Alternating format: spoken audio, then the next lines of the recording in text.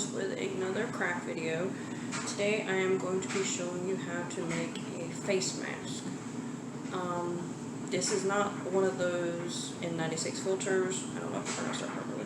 This isn't going to have proper breathing apparatuses in it. This isn't going to have any kind of filters in it. This is not to be used with bacterial outbreaks, chemical spills, cleaning of that sort. What these are pretty much going to be used for is wearing outside if you have seasonal allergies like myself and my family. Helps keep the pollen off your face, and they're also really good for when you're dusting in the house. Keeps the dust out. So it's really good for allergies because it's a physical barrier to protect you, but not going to work so good as something, like I said, chemical or bacterial. So the only specialty equipment that's really going to be necessary for the making of this is you're going to need a sewing machine. Mine is just a simple serger basic sewing machine. Of course, if you're good at sewing by hand, or if you have the patience for it, all you would need is a needle and thread. You can sew it by hand. I found using my sewing machines a lot faster for me, so this is obviously my first choice. Okay, so to get started, you're going to need some regular cloth material. I have a lot of leftover Halloween material, and the exact specifications for this is you're going to cut out a piece, which is 14 by 9 inches. Now, if you're just wanting to do this simple, you would use this material to fold in half to sew together, like so. So that would be the front and back. But if you are making them like mine, see, you would have to put straps on these. You can put cloth straps on and tie them behind your head, or you can use elastic straps. And I found that after pleating and sewing the elastic straps on the outside left it kind of frayed, and it would wear down the straps really quick, and that's not very feasible. I mean, especially if you don't intend to make a lot of these. So I like to use what they call the sack method, which is pretty much where you flip your material inside out, and you're going to sew along the open sides here until you get to the last point, but you leave an opening so you can pull it inside out, and it has pre-made seams like a pillowcase, and then you would just tuck in those last portions there and sew over it with a little stitch. See, and to how to get your straps on that way is I learned to do this when I was making aprons, which pretty much means you're going to put your straps in here. I can hold it over, you can see it. You're going to put your straps on the corners here and pin them down, and you're going to put that over there and pin everything down, so when you sew over the edges here, it's going to leave it's going to sew the straps to the inside, and so when you flip it inside out, your straps are sewn into the seams. And I found when doing this method, it's not really feasible to do the folded over method, so I usually take the same measurements and cut it down the middle. That way I have two pieces here, and this makes it easier to get the straps in and out. And normally when I'm sewing, I sew the sides with the straps first, and then I sew the other side. So I would normally sew this side, sew down this whole side, and then I will sew down here to this point and stop, flip it inside out, and tuck in those edges to sew them in, and then we work on pleating. Not only does that give a better edge when you are putting in your straps, but at the same time it takes less sewing, because if you are working with a simple sewing machine like mine, I don't have a high-powered motor in mine, so going over the same area again and again, especially when pleats are involved, putting stitches in, it gums up your machine and it takes forever to work out the problem. So the less sewing you have to do in an area, the better it's going to be at the end. And I'm going to show you on this one right here that I have laid out, because you can use any type of straps. As I said, you can use cloth straps, or you can use, they make elastic bands. The thinner the better, especially if it's tucking behind your ears, but right now they are out of elastic straps. And I found one option that was mentioned using hair scrunchies, like these, and these are pretty thin, to sew into them, and they fit really well behind the ear. And I actually had a bunch of these. As you can see, I don't need them anymore, so this is going to work good for my purpose. And as I mentioned before, I don't know if I have to tilt this down where you can see. There we go.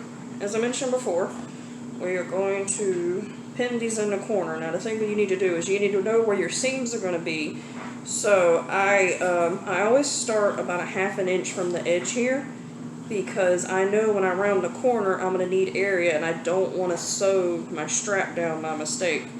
So we're going to lay this part over the top here, and we are going to pin this area down. And what I like to do is I like to pin about a 1/2 inch to 1 inch out from the edge, because I like to be able to run this through my sewing machine without having to remove the pins. It makes it easier to not have something bunched up or pulled out.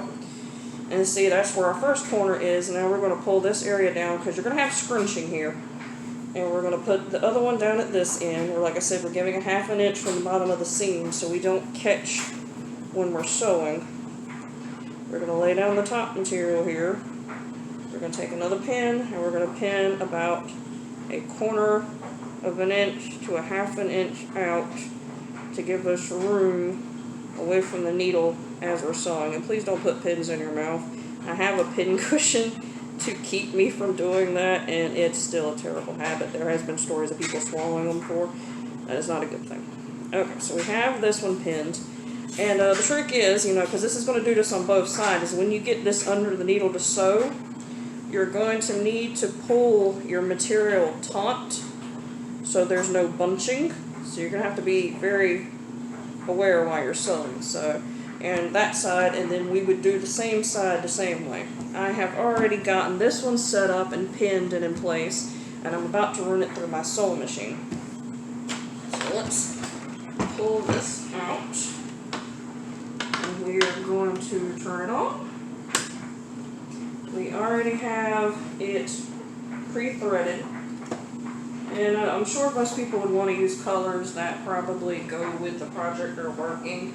My color is yellow. It doesn't necessarily contrast against what I'm using, but since it's for myself and I don't really mind contrasting colors, or clashing colors for that matter, I'm just fine using what I have. And since we need about every bit of material that we have to do this, because we need it to stretch across our face, I'm only going to do mine about on the 1/4 inch mark of a seam here. Get my foot on the pedal. And we're going to go through this real easy. You need to make sure when you're stitching, you stitch, then you back stitch to lock your stitches in place. Just go over the strap there. Alright.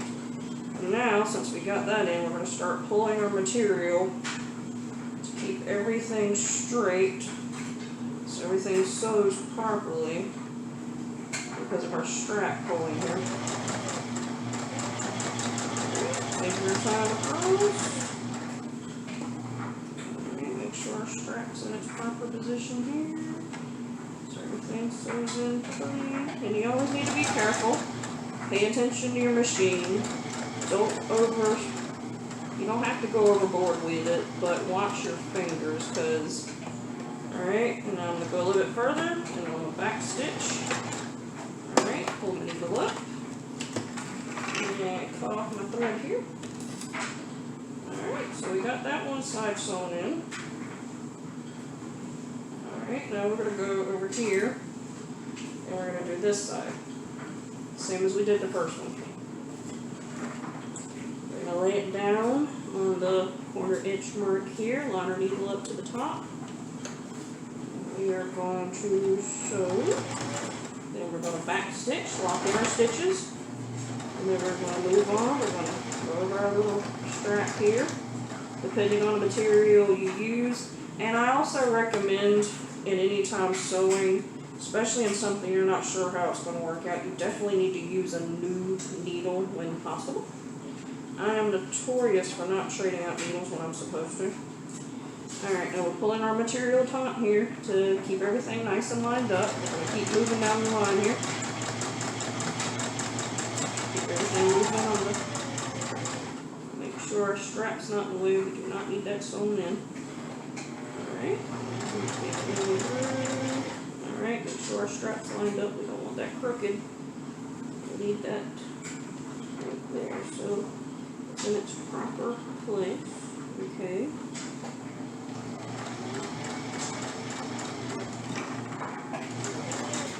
Alright, make it to the end. Now we back stitch, lock in our stitches. Alright, and we pull our needle up and out. Now at this point, if it makes you feel more comfortable, you can pull out your needles so you don't accidentally suck them into the sewing machine while you're working on your other sides. Okay, and you just pick a side you want to start on next, because remember, we need one side to have an opening left, so I'm going to work on this one. Alright, let's start it under here, same as before. I'm going to start, back stitch to lock it in, and then we're going to keep going down the line here. Same seam allowance as before.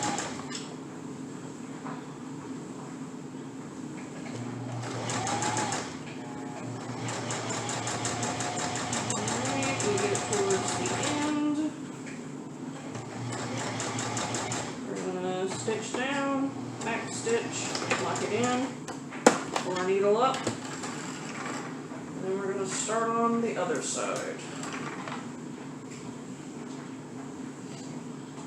Now remember to pay attention. I cannot tell you how many times I've started sewing on my last side and completely forgot that I needed to leave an opening to pull everything out. And then I'd have to go back and seam rip just to get my opening open. Alright, so last side, under here. Alright, we're going to start. Back stitch, lock it in. Alright, and we're going to go nice and easy, keep everything straight.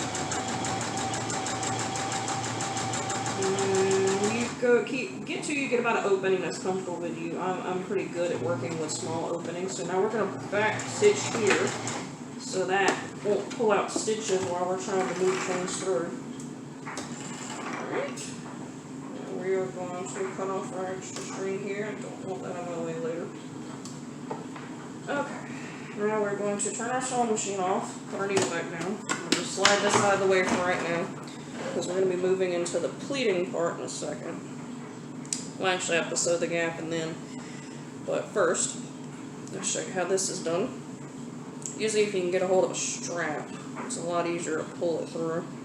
But we're going to push everything through our little area here. Alright.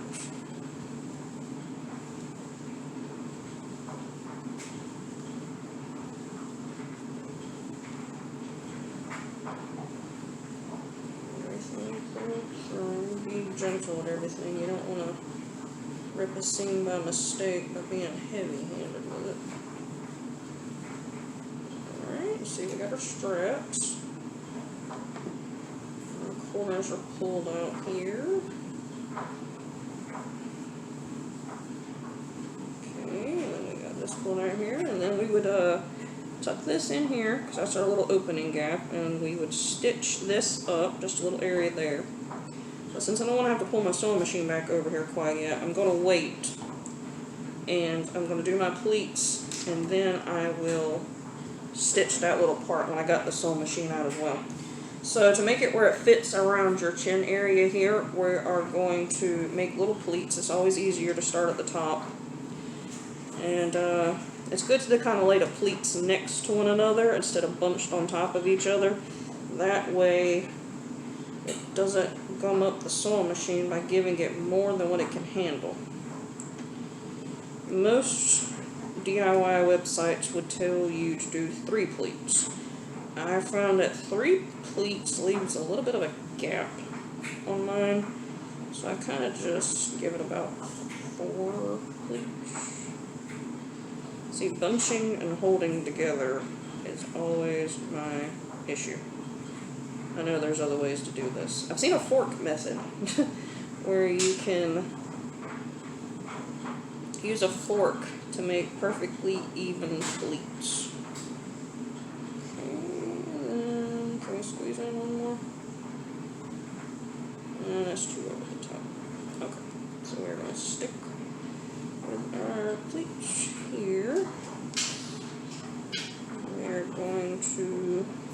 pleats now.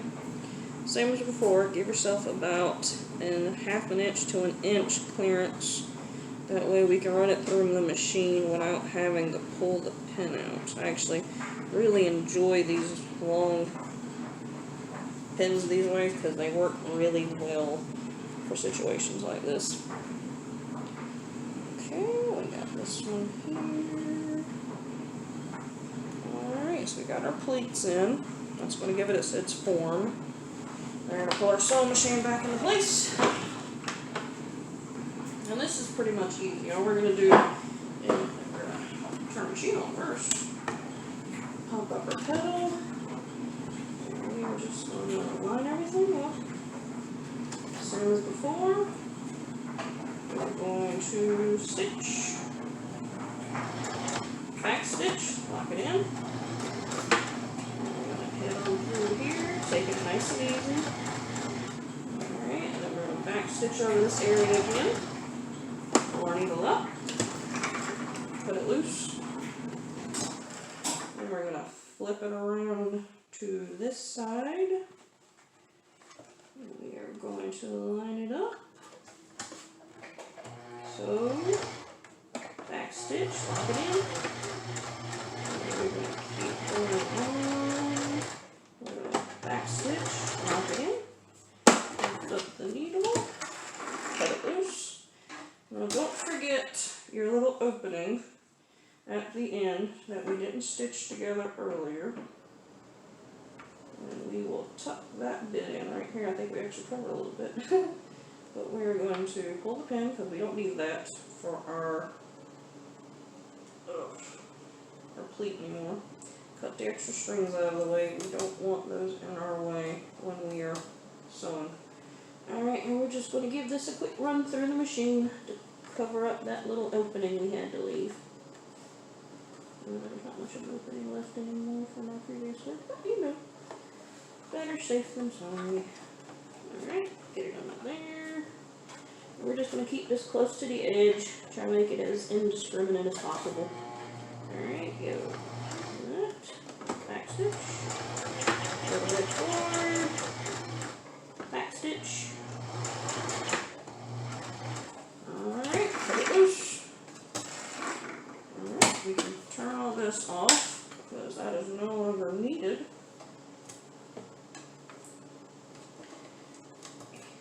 Cut all your extra little strings off. You can take a pair of scissors and trim all this up to make it look nice at your leisure. I'm just getting things out of my way. Alrighty. Oh, don't forget your extra needle. We don't want that. Alright, let's have the machine out of the way. And give it a go here. We're going to tuck it behind our ears. Flex it over our face. And there you go. You got a nice at-home face mask for using or when you're outside, pollen, stuff like that. And the best bit, you know, about choosing to do two fabrics the way I have is you could take it off, flip it, and use the other side. You have two different colors. I always recommend, though, before you flip it, actually washing it before you use another side, because remember, you don't want outside allergens stuck to your face. But this, I mean, as you see, it's pretty easy to make one of these. It's not difficult at all. It's pretty basic, and you can always try it at home. And this one's actually pretty good, really nice fit for me. But I enjoy bringing you this project. I will have another one Wednesday. I believe we will either be working on flower headbands, you know, to help bring some light cheeriness, or I will be showing you how to make plard. And plard is plastic yarn. Yarn you can actually make from plastic bags. It's a good upscale project. But I enjoy bringing you this, and I can't wait to see you again Wednesday. Everybody stay safe, and use your time wisely. Pick up a hobby. I'll see you later. Bye.